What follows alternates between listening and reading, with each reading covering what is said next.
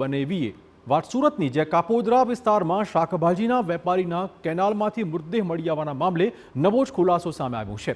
શાકભાજીના વેપારીનો સાળો અન્ય યુવતીને ભગાડી લઈ ગયો હતો, જેથી યુવતીના સગા સંબંધીએ દુકાને પહોંચીને શાકભાજીમાં વેપારીને 24 કલાકની અંદર ઉઠાવી લઈ જવાની ધમકી આપી હતી। ત્યારબાદ અપહરણ કરી શાળા વિશે પૂછપરછ કરવા સમયે માર મારી મોતને ઘાટ ઉતાર્યો હતો। ત્યારબાદ ઓલપાડમાં કેનાલમાં ફેંકી દીધો હતો। કાપોદ્રા પોલીસે 2 આરોપી પકડી પાડ્યા છે, જોકે હજુ પણ 3 આરોપીની પોલીસ દ્વારા શોધખોળ ચાલુ કરાઈ છે।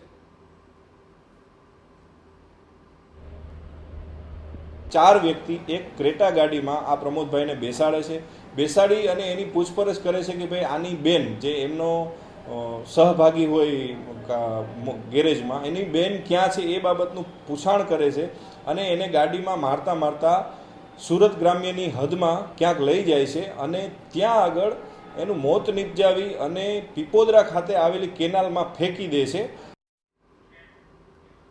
આણંદના તારાપુરના